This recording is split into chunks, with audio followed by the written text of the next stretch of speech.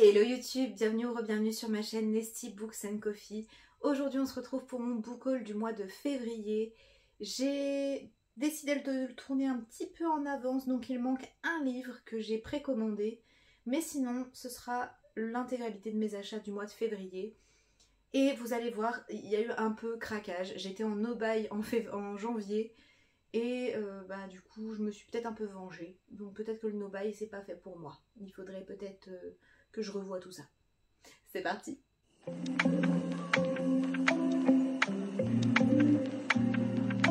tout premier livre que je vous présente, il s'agit d'un livre dont j'ai beaucoup entendu parler et j'ai vu que des coups de cœur. Du coup, il m'intriguait un petit peu, sachant que je ne connais pas du tout la maison d'édition. Il s'agit de Porcelaine sous les ruines d'Ada Vivalda. C'est publié dans la maison d'édition Olympe, qui est une maison d'édition très récente. Ada Vivalda, c'est Chris Vuklicevic qui a écrit Du thé pour les fantômes. Je vous mettrai la couverture juste ici, qui était sortie chez De Noël et qui est assez connue. Et je ne sais pas grand chose de cette histoire, je sais que c'est émouvant, que c'est assez cosy. Derrière il y a écrit Une tasse de thé, un monde de pluie, aucun secret n'est à l'abri entre deux âmes ennemies. L'ambiance a l'air vraiment excellente. J'ai tout juste commencé, j'ai lu vraiment le premier chapitre pour voir ce que ça donnait. Et c'est très poétique, le personnage a l'air assez solitaire. On parle de génie, de magie, bref, ça a l'air vraiment très cool. Donc j'ai très hâte de poursuivre cette lecture. Ma deuxième lecture en cours, et celle-ci c'était un achat complètement prévu. Il s'agit de l'encyclopédie féerique d'Emily Wilde. C'est publié chez Sabran et c'est écrit par Heather Fawcett. On est ici sur une sorte de cozy fantasy, je dirais. Peut-être pas cozy en fait, je ne sais pas encore. Avec un enemies to lover, à ma connaissance, ou du moins un rival to lover, quelque chose comme ça. On suit une jeune femme qui va aller dans le Grand Nord pour essayer de... Enfin, le Grand Nord, en Islande il me semble. Et elle tente d'écrire une encyclopédie sur les fées et le petit peuple. Et donc elle a besoin de faire des voyages très régulièrement pour pouvoir écrire son encyclopédie. Ça mélange fantaisie, fées et milieu universitaire. C'est assez particulier mais j'aime beaucoup pour l'instant. Pareil, j'ai très hâte de poursuivre ma lecture, mais vous voyez qu'en ce moment je commence beaucoup de choses mais j'avance pas grand chose. Je me suis procuré 2 suites de duologie que j'avais vraiment très hâte de poursuivre. Le premier, il s'agit de Nos fins violentes, donc la suite de Ces plaisirs violents de Chloé Gong, publié chez Sabran. Je vous remettrai la couverture ici parce que j'enlève toujours la jaquette. Et d'ailleurs, je les expose même à l'envers parce que j'aime beaucoup le jaspage, donc peut-être que vous ne le reconnaissez pas. On est ici sur une réécriture de Roméo et Juliette dans la Chine des années 1920, avec une créature qui va commencer à tuer un peu tout le monde. Et nos deux protagonistes font partie de 2 gangs ennemis mais vont devoir s'allier pour lutter contre cette créature. Et le tome 1 a été un véritable coup de cœur. Vraiment, c'était une superbe lecture. Je vous le mettrai dans le petit i qui est de ce côté. Mais vraiment, c'est une lecture que j'ai très hâte de faire. Et j'ai vraiment hâte de poursuivre cette duologie et de découvrir à peu près tous les écrits de l'autrice.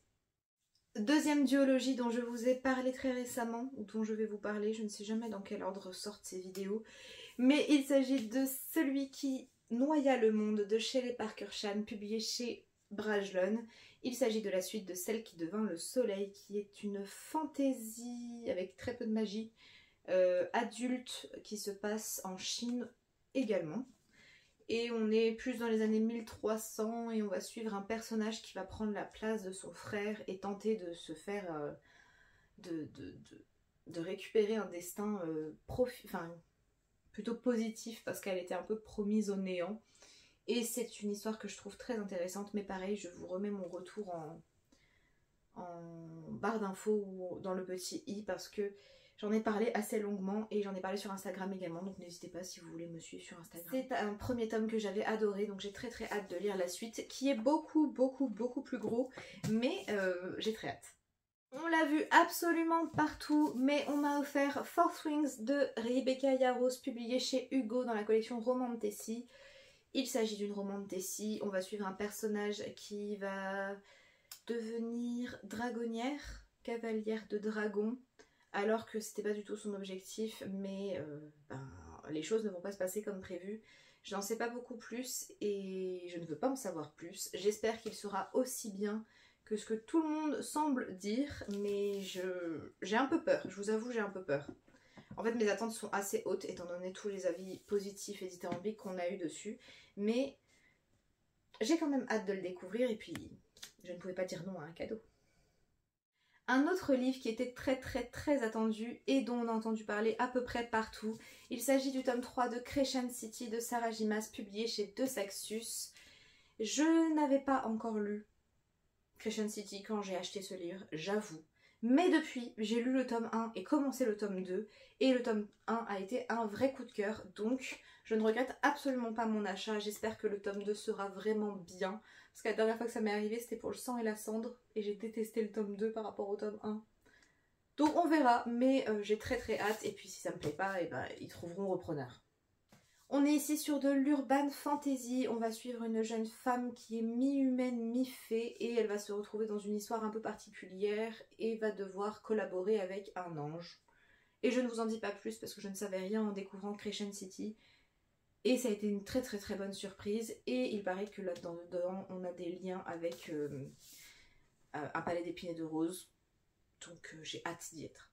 Le roman suivant, je vous en avais parlé dans ma vidéo des sorties de février qui me tentait beaucoup et il me tente toujours énormément. Il s'agit de Plein Ciel de Siècle Vaelban, qui est publié chez Big Bang dans une édition juste magnifique, mais vraiment, je crois que c'est un des plus beaux livres de ma bibliothèque. Ici, on va suivre une jeune femme qui est née au sein d'une famille qui est capable de métamorphoser les êtres, il me semble, les corps. Sauf que cette jeune fille, elle n'a pas beaucoup de pouvoir et elle peut contrôler les rubans, enfin faire des choses avec des rubans. Donc elle a trouvé sa place un petit peu loin de sa famille dans un atelier de couture, sauf qu'elle va devoir retourner auprès de sa famille au sein d'un opéra, de l'opéra Plein Ciel, pour je ne sais quelle raison. Et je me suis arrêtée là dans le résumé, je ne veux pas en savoir plus, j'ai super hâte de le lire. On m'a dit que ça avait des vibes de la passe miroir, de Ghibli, de un peu tout ce que j'aime, donc j'ai très hâte de le lire. L'autrice est absolument adorable, je l'ai rencontrée à l'occasion d'une signature au Salon du Livre et de la Presse Jeunesse. C'était pas elle que j'étais allée voir, mais on a discuté un petit peu et j'ai très hâte de lire ce livre. Et j'ai aussi son deuxième livre que je vous remettrai là en wishlist. C'est un livre beaucoup plus jeunesse et j'ai vraiment hâte aussi de le lire, donc voilà, j'espère avoir l'occasion de lire tout ça et vraiment, il me tente tellement, il est tellement beau. C'est un coup de cœur visuel. Pour les livres que je vais vous présenter dès maintenant, il s'agit d'un craquage que j'ai fait sur Vinted. Et pour vous donner un peu de contexte, oui, je me justifie complètement. Je cherchais le Comte de Monte Cristo de Alexandre Dumas parce que c'est un classique que j'ai très envie de lire. Et je cherchais également Notre-Dame de Paris de Victor Hugo parce que l'édition que j'avais ne me convenait pas. Donc j'ai cherché et je suis tombée sur ce lot de livres magnifiques et du coup j'ai craqué. Peut-être que vous les avez déjà vus parce qu'ils sont sortis il y a quelques temps maintenant. Il s'agit d'une collection qu'on pouvait retrouver à Carrefour, il me semble. C'est publié par Panini et ce sont des éditions qu'on ne retrouve plus de nos jours. Et vraiment, je les ai trouvées à un prix très raisonnable. Donc je suis ravie et je vous montre tout ça sans vous faire spécialement des résumés parce qu'on est quand même sur des classiques. Donc je vous mets tout en barre d'infos et je vous présente tout ça. Le tout premier, il s'agit de Dracula de Bram Stoker. C'est un classique que je n'ai jamais lu, un mythe fondateur du vampire et j'ai très hâte de le lire. Je me le garde pour la fin de l'année, je pense, période d'Halloween. Ça ira parfaitement et il est vraiment très beau. Je pense que c'est un de mes préférés. Et j'ai vraiment très hâte de le lire parce que j'en ai étudié des passages en anglais, de nombreux passages en anglais, mais je n'ai jamais lu le roman. Le suivant, il s'agit d'un livre qui regroupe 2 romans, à savoir Le Tour du monde en 80 jours et Voyage au centre de la Terre de Jules Verne.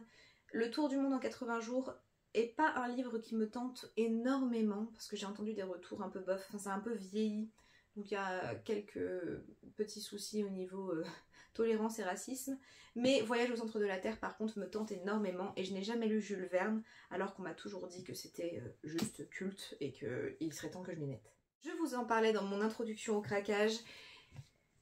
J'ai trouvé Le Comte de Monte Cristo d'Alexandre Dumas et c'est une arme de guerre.